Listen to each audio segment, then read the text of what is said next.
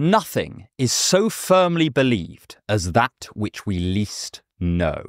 The term pseudo-intellectual gets thrown around a lot nowadays. I've seen it in news articles, blog posts, and recently in a fascinating video by Psychology with Dr. Anna, which I'll link in the description. If you like my channel, you'll definitely like hers.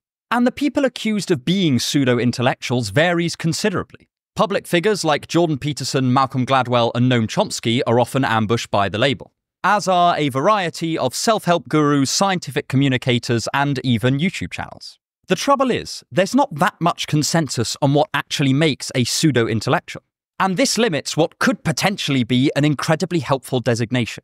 It transforms it into, at best, a kind of rhetorical flourish, and at worst, a sort of motivated attack. So today, I want to build on some of what Anna said in her video, as well as the literature around pseudoscience and pseudo-philosophy, to put out a preliminary philosophy of pseudo-intellectualism that people can then build on and refine. So, do bear in mind, my account will likely have a lot of holes in it, and I fully encourage you to point them out and build upon it in the comments. I also want to clarify that I won't be accusing anyone in particular of being a pseudo-intellectual in this video. This isn't a drama channel. Get ready to learn the trouble with defining intellectualism, the value of admitting we just don't know very much, and how Aristotle might just fix a thorny aspect of modern discourse. But there is one way to avoid pseudo-intellectualism dominating your newsfeed, and that is today's very kind sponsor, Ground News. Ground News is a website and app that gathers related articles from thousands of sources around the world in one place, so you can compare how different outlets cover the same story. Every story comes with a clear breakdown of the political bias, factuality, ownership, and headlines of the reporting sources, with ratings backed by independent news monitoring organizations. Ground News are very generously offering anyone who uses my link or scans my QR code 50% off their Vantage plan as a special election season deal. For instance, let's see how the left and right-wing publications differed on the recent release of the US employment figures ahead of the 2024 election. While left-wing sources admitted that these figures were disappointing, right-wing news outlets went so far as to call them a disaster. Personally, I especially like the blind spots feed, which highlights stories that are disproportionately covered by either the left or the right. This helps readers step into the other side's news reality and understand the different narratives that can shape their beliefs. Examples of this include left-wing news sources missing the recent assault of a Trump supporter, and right-wing sources failing to examine some very controversial comments Trump recently made at a rally. I don't have a lot of time to keep up with the news, and certainly not to examine every article I read for bias or BS or pseudo-intellectualism. So Ground News is fantastic for giving me an idea of the differences in reporting on different stories so that I can get a variety of views rather than remaining tragically stuck in my echo chamber. Ground News is giving my viewers 50% off their unlimited access Vantage plan during election season. This is their best deal of the year, and it's only available for a limited time. So make sure you take advantage of it using my link. I think Ground News is doing important work, and I hope that you'll check them out. But anyway, back to the video. 1. Demarcating Territory. I know it's a little bit cliche to start off a video essay with an etymological point, but it is often a good initial move in an inquiry like this. So, for context, the prefix pseudo originally comes from ancient Greece and means false or falsehood. And this immediately gives us our first problem. If you call someone a pseudo-intellectual, that implies that that person is not an intellectual. But then this raises the further question, what is an intellectual? Luckily, to help us, we can turn to some of the pre-existing philosophy around the term pseudoscience. Throughout the 19th and 20th centuries, a huge number of philosophical theories emerged to separate real science from non-science and then eventually pseudoscience, to varying degrees of success. This will give us an idea of how we might want to define intellectualism for our own expedition into the world of pseudo-intellectualism. And, importantly, steer us clear of dead ends. In a paper by R.G.A. Dolby, they survey a number of these positions. These include the idea that all scientific theories must be falsifiable, or that they must be verifiable, or that it is all just a matter of convention. These all try to make firm-ish distinctions between science and non-science, and yet Dolby points out that each of them seems to have certain counterexamples, or just get off on the wrong foot entirely. For instance, if we say that all scientific statements must be verifiable, this famously rules out universal statements.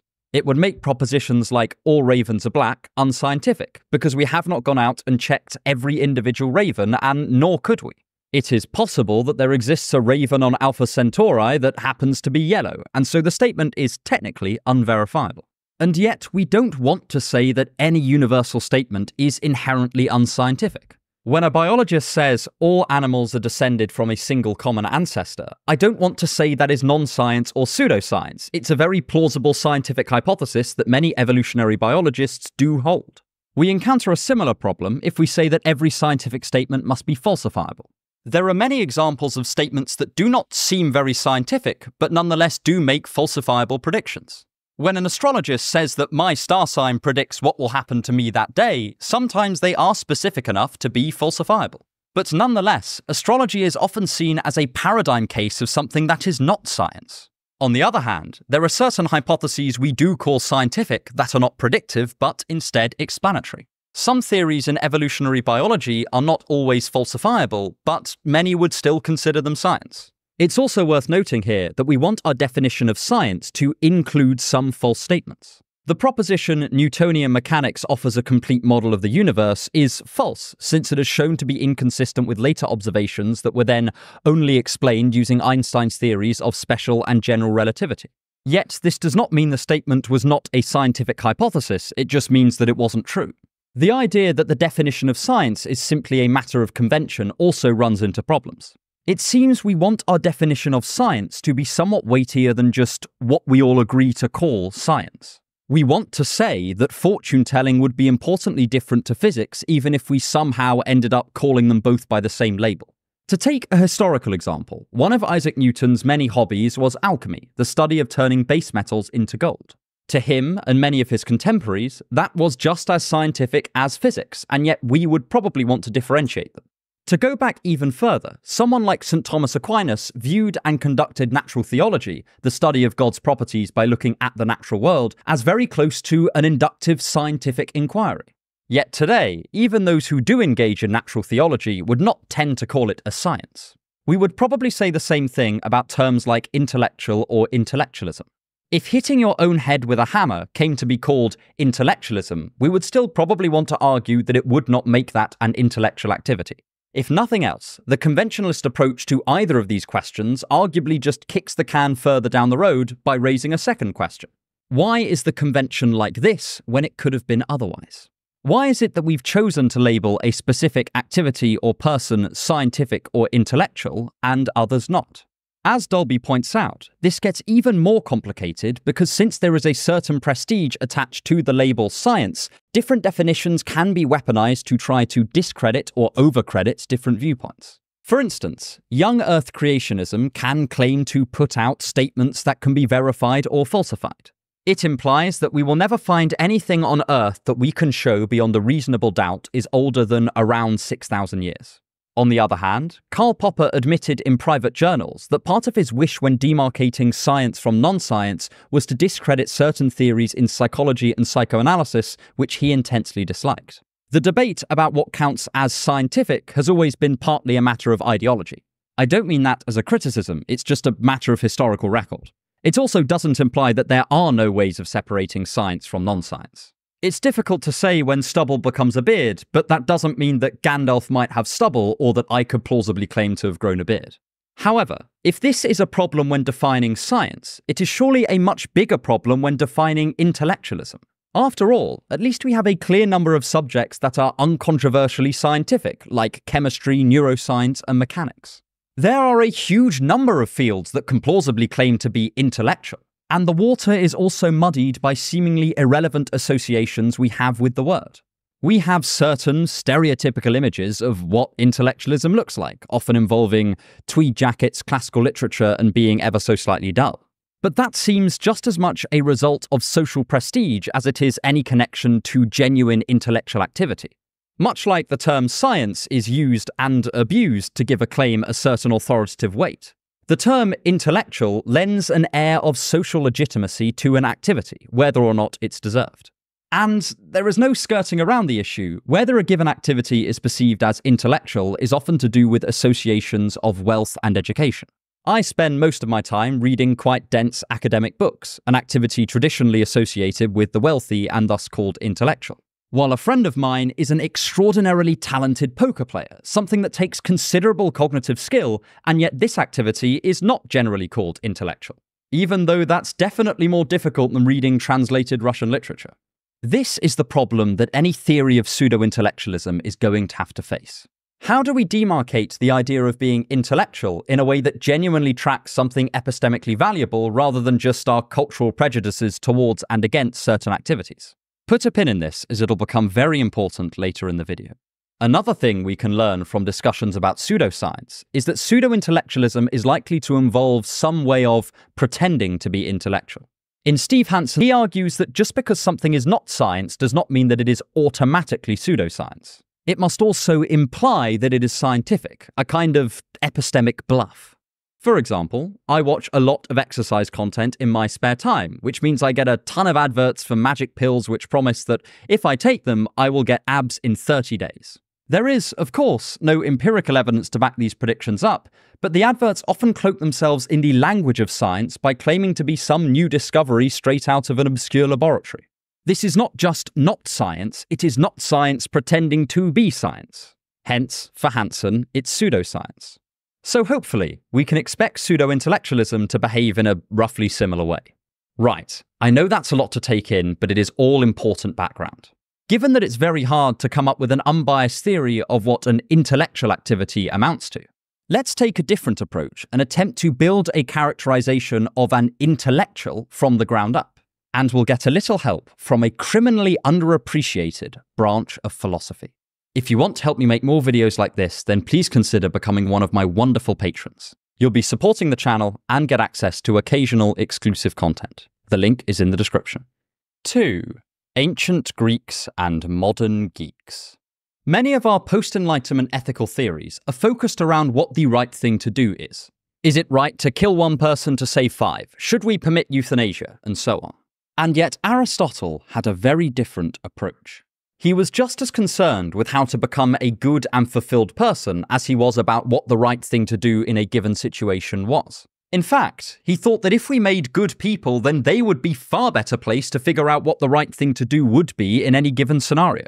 After all, he thought the world was often too complex to be reduced down to a simple set of moral rules, but if we made wise and virtuous people, then they would be able to make considered decisions that took into account numerous contextual factors. In a similar vein, during the latter part of the 20th century, a series of philosophers began to ask not just what knowledge was, but also what a good knower would look like. This is the field of virtue epistemology, and it will be integral to how we will piece together a picture of an intellectual that is as free from cultural bias as we could possibly hope. Which means it'll probably still have some cultural bias, but I think that's inevitable. As you might expect, virtue epistemology is very concerned with the notion of epistemic virtues. These are essentially the traits that we would say bring someone closer to the ideal inquirer, the sort of figure who would dispense reliable information and reliably hold true beliefs. The main source I'll be drawing from in this section is Jason Baer's The Inquiring Mind, as it is still one of the most comprehensive approaches to epistemic virtues out there. Helpfully, in Chapter 2, he gives us an overview of some key categories to consider. Firstly, there are virtues to do with the motivation of the inquirer.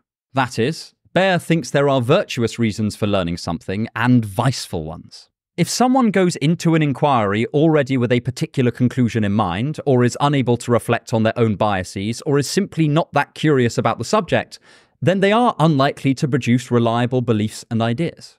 Contrast this with someone who is motivated by curiosity and who keeps an open mind about the different conclusions on offer.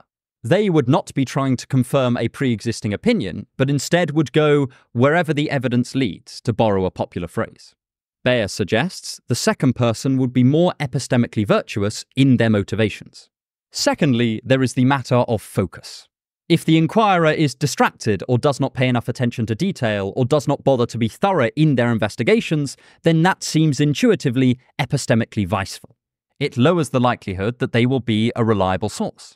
On the flip side, someone who is thorough and is concerned with detail will be displaying epistemic virtues in this camp. Of course, the level of detail that is appropriate will be context dependent, and we'll discuss this in more detail, later in the video. Thirdly, we want our inquirer to be consistent. This does not just mean logically consistent, but someone who applies the same level of intellectual rigor to all the information that they come across. This links a little bit with what we said before about motivation. If someone has a strong pre-existing bias, be that conscious or unconscious, then this may cloud their exploration of a topic, hence making them a less reliable knower. This ability to separate ourselves from bias as much as possible seems like an epistemic virtue. Interestingly, Aristotle himself arguably touched upon this point when he said the mark of an educated person was to be able to hold two conflicting ideas in your head without accepting either. Fourthly, there is mental flexibility. This is similar to the general cognitive skill of the inquirer and includes qualities like creativity, ingenuity, and the ability to retain information accurately. This is pretty intuitive. If someone has no mathematical aptitude, then they are unlikely to be a very good mathematician, and if someone is a poor learner, then they are unlikely to be an epistemically reliable agent. Of course, the level of mental flexibility required is also context dependent. At number 5, there are qualities of endurance. This is both the ability to keep slogging it out when a topic gets difficult, but also a form of intellectual courage. This is an area of the literature all by itself, so I will tread lightly. But it's the kind of bold search for truth that we associate with figures like Socrates, who let himself be executed rather than cease his inquiries. As Nietzsche once argued, it is the ability to be a fearless questioner. This has at least as much to do with someone's moral fibre as their intellectual qualities. There are plenty of very clever people who could nonetheless be intimidated into parroting an opinion that they do not truly believe, but this would make them a less reliable source of information for the rest of us. We'd always have to ask the question, is this what they truly think, or are they being intimidated? And finally, we have various qualities we would associate with intellectual integrity. So this would plausibly involve a commitment to only reporting what one honestly thought, i.e. not being duplicitous about your opinion. It would also include an appropriate level of epistemic humility. That is, recognizing the limits of our own knowledge on a topic and alerting the listener to where we might be less informed. Baer also suggests that intellectual integrity implies some sense of transparency. So if there are any conflicts of interest, they are disclosed. Lastly, we would expect an epistemically virtuous agent to subject themselves and their own approach to consistent scrutiny. Similar to Lakatos's conception of science, the epistemically virtuous inquirer is constantly seeking to refine their methods of gathering knowledge, in order to make those methods more reliable, and thus themselves a more reliable knower. I think that, when put together, this gives us a preliminary picture of what an intellectual might look like. If we wanted to, we could probably place people on a scale depending on how well they exemplify these differing epistemic virtues. Of course, I'm glossing over a lot of detailed debates within virtue epistemology here, but my point is that whatever we do conclude our epistemic virtue should be, this can form our criteria for intellectualism and what an intellectual is. I will do some further refining on this point, specifically around the notion of context, later in the video. The important thing to note here is that each of these qualities seem intimately connected with someone's reliability as a dispenser of information. After all, a big component of intellectualism as we use it practically in the modern day is to do with the proposing and discussing of ideas. So it makes sense that we would want our theoretically ideal intellectual to have a reliable process for generating true beliefs and also to be honest with others about them. Crucially, this does not mean they have to be right, just epistemically responsible. When Lamarck proposed his theory of evolution, it was perfectly plausible based on the information he had at the time. And it was only innovations by Charles Darwin and later biologists that discredited it. Right, so now we have some picture of what we mean by an intellectual. Now we can get to the much more juicy business of how to characterize its disingenuous counterpart. 3. A portrait of a pseudo-intellectual. The word pseudo-intellectual undeniably has notes of dishonesty to it. It tends to invoke the idea that someone's being deceptive or duplicitous. However, if we do take this virtue epistemology approach to defining the pseudo-intellectual, then it becomes quite a broad category, with many different camps we can sort people into. Pseudo-intellectualism regarding motivation would then be pretending to just be exploring the facts, while clearly having an agenda to push. This is something Dolby charges many young Earth creationists with. He points out that while many such people claim to be motivated by curiosity, there is undeniably another agenda here. This also seems to often be the basis of the accusation when it's levelled at public intellectuals who have an unmistakable political bent to them. To use the examples from the beginning, some have argued that many of Jordan Peterson's opinions are not just motivated by curiosity, but at least as much by a wish to retain a conservative viewer base. Noam Chomsky has also been accused of spinning the facts to suit his own particular political persuasion. The argument people have made is not just that these are conservative or left-wing thinkers, but that they are motivated by this to an inappropriate extent. There is also often the accusation of concealment. It is not just that these figures are accused of being partisan. They are charged with this not being one of their stated initial motivations, while the accuser believes that it is. Secondly, there are deficiencies to do with the means by which people acquire their beliefs. This could fit with the focus or the mental flexibility categories we spoke about in the last section. This is sort of when someone says, "You're not smart enough to be an intellectual." And they also think this is likely to be highly contextual. Someone may be clever enough to be considered intellectual in the public sphere, but not in certain areas of specialized academia where the bar for that particular subject would be much higher. I've personally taken a walk through many of the Cambridge University maths departments, and while I flatter myself that I'm better than average at maths, I was so out of my depth that I may as well have been drowning. Next, I want to consider categories like intellectual integrity, consistency, and intellectual courage.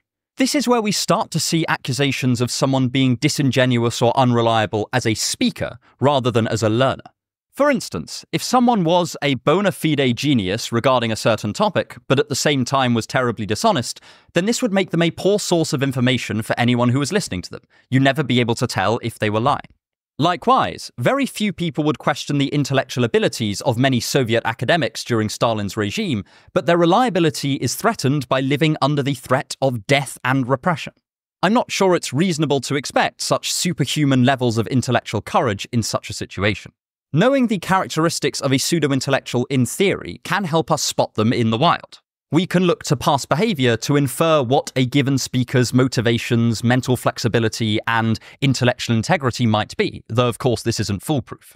Anna's video did some excellent work here by pointing to possible red flags, like hiding your qualifications, talking in terms of absolute certainty, and pandering to a specific preconceived ideology.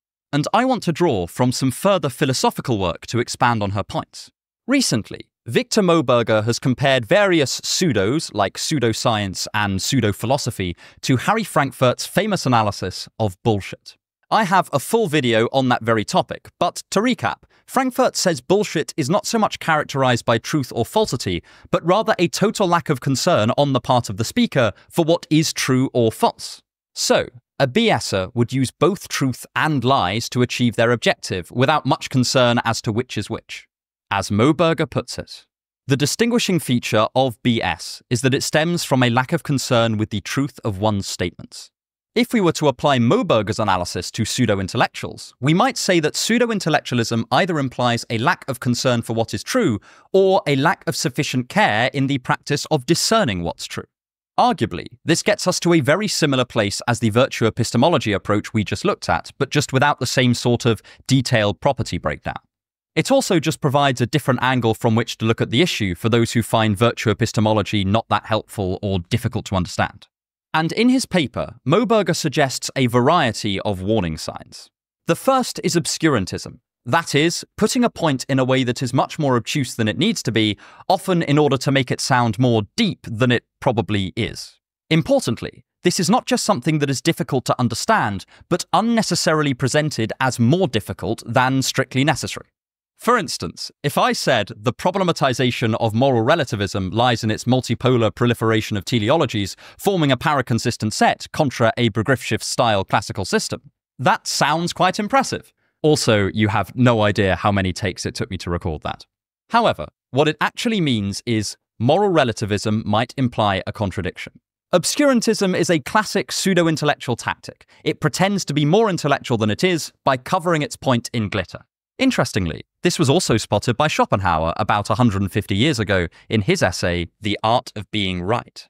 Another strategy Moberger identifies is pretending to an authority that you haven't actually earned. This could be through the methods Anna outlines to do with lying about credentials. But it could also be by misusing complex academic theories or by tenuous links to ancient wisdom that are never quite defined. When a statement merely gestures at deeper meaning without clarifying or exploring that, then this can be a warning sign of pseudo-intellectualism. This is an important expansion on the virtue epistemology approach because it allows us to spot pseudo-intellectualism within statements rather than just within individuals. Or as Moberger would put it, it is a Cohen-style approach, so named after the philosopher G.A. Cohen. I would tentatively suggest that we can helpfully measure pseudo-intellectualism by comparing three factors: the extent to which someone portrays themselves as epistemically virtuous in a given domain, the extent to which they are epistemically virtuous in a given domain to the best of our understanding, and the red flags raised by the contents of their statements, such as obscurantism, vagueness, and misrepresenting credentials. The idea here is to give an estimated discrepancy between the portrayal and our best guess at the reality. Making this domain relative also builds contextualism right into the foundation of our method. It is entirely possible for an exceptional physicist to be a pseudo-intellectual regarding public policy, or a social scientist to be a pseudo-intellectual regarding analytic philosophy. My field during my master's degree was mainly to do with logic, and you won't believe how much pseudo-intellectualism there is in the public sphere to do with that. Secondly, I think it's helpful to distinguish between intentional and unintentional pseudo-intellectuals. The first camp would be people who are deliberately trying to make themselves out as a greater authority figure than they are, while the second would just be people who have overestimated their own abilities. While both would throw into question someone's reliability as a source of information, the second seems somewhat less blameworthy. We all sometimes overestimate our capabilities, I certainly do. This discrepancy model also means that someone can be non-intellectual without being a pseudo-intellectual. It allows someone to openly and honestly say, I don't know about that, and not be considered a pseudo-intellectual, despite a lack of knowledge plausibly being an epistemic vice in a given domain. It also allows us to craft a domain-relative scale of pseudo-intellectualism, with slight discrepancies plausibly not mattering all that much, and major discrepancies giving us serious pause for thought. Right, I know that was a lot, but I hope that it provides some clarity as to what we might want to regard as a pseudo-intellectual. As I said, I highly encourage you to take these very rough thoughts and add your own corrections and refinements, as this is just a first stab at a definition. But lastly, you might wonder who really cares about pseudo-intellectuals? Why should we bother to give this whole topic any thought? Well, I want to take a moment to consider the potential implications of widespread pseudo-intellectualism and present a vision for a slightly more optimistic future. 4. Trust, hypocrisy, and a different ideal. In recent years, there has been increasing focus on the sheer amount of information that's on offer in the modern day. The philosopher Byung-Chul argues that this is a key factor in our increasing infocracy, where we prioritize the production of information, even quite poor quality information, over human well-being. This problem becomes even more pronounced in specialist fields where there are high barriers to even understanding any of the information on offer.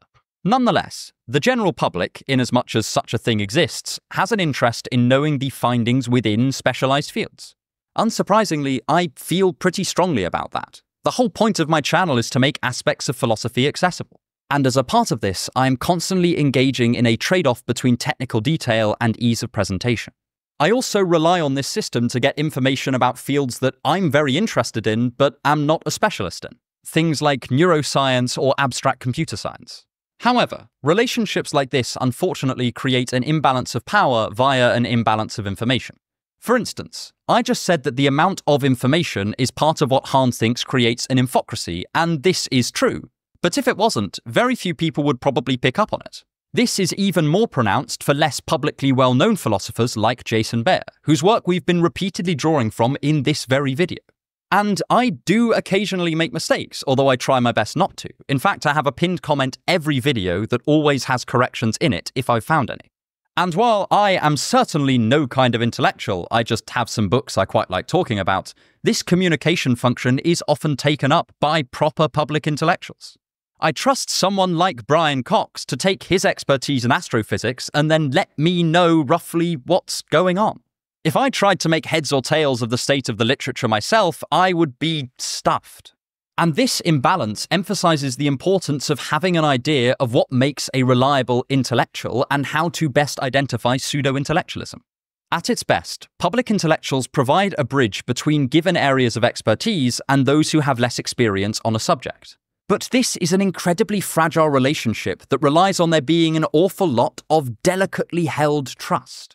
Arguably, public pseudo-intellectualism does the same kind of damage as public hypocrisy.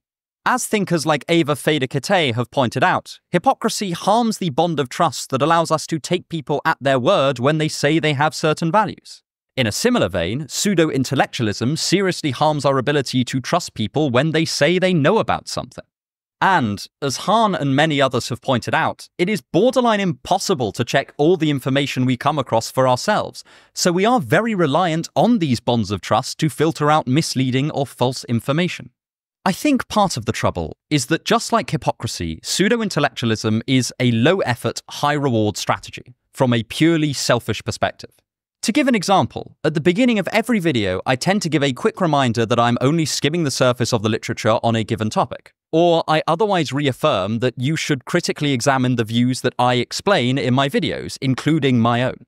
A couple of times, I've actually forgotten to do this because I was quite tired while scripting the videos, and the retention on those videos was considerably higher because it didn't break up the flow of the content. Even this minuscule act of recognizing my own epistemic limits comes with a cost. And I know this is anecdotal, but I do think it reflects a more general trend. Pretending to be an epistemically virtuous agent is much easier to achieve than actually striving to become one. I certainly don't think I'm there yet, but I promise I'm trying. Oftentimes, people will conflate confidence and an unwavering surety in one's own opinions with intelligence and competence, even though these seem pretty disconnected from one another. And proper public intellectuals with large profiles are pretty handsomely rewarded with book deals, speaking gigs, and more.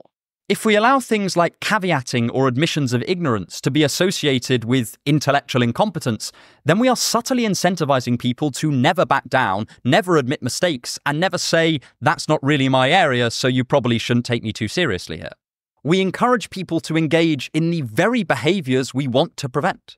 But with a greater appreciation for what epistemic virtues are and how to spot them, we can rely a little less on heuristical markers like aesthetics or confidence. I also think that this whole endeavor is a good example of how helpful philosophical approaches can be when examining real-world issues.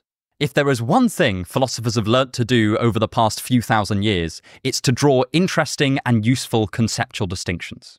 Recently, a whole subfield of philosophy has kicked off with this mission in mind, called conceptual engineering.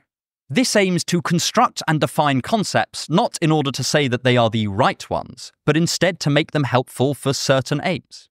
Here, we might start with a particular purpose in mind, say, to create a healthy epistemic ecosystem to disseminate true beliefs. And then we can define certain concepts like pseudo-intellectual in service to that aim. I think this can prevent us from being bogged down with questions about what a real pseudo-intellectual might be, as if there is some metaphysical form of the pseudo-intellectual, and instead evaluate proposed concepts and definitions based on this goal. I hope that some of the work here will serve as a semi-decent start to a concept of the pseudo-intellectual that will identify reliable sources of information for different fields. On the other hand, the virtue epistemology approach stretches far beyond simply identifying intellectuals and their less helpful counterparts. It also provides us with a blueprint for what we might aspire to become over time. It gives us an organized and relatively detailed system for how to become intellectually rigorous thinkers. And again, with the increasing pace of information, skills like this are only going to become more useful over time. Arguably, the greatest danger of pseudo-intellectualism is that we lose the ability to distinguish between epistemically virtuous agents and these bad actors, and as a result, write off any kind of intellectualism altogether. In my humble opinion, the answer to pseudo-intellectualism is not anti-intellectualism, as tempting as that can sometimes be, but a careful examination of the desirable qualities an intellectual might have, both so we can cultivate them in ourselves and learn to identify them in others. Isn't it fortunate that the groundwork for this was laid over 2,000 years ago by one of the greatest intellectuals of all time, Aristotle? And if you want to examine his thinking further, then check out this video where I argue that Aristotle already wrote the greatest self-help book in history. I hope you enjoyed this video and have a wonderful day.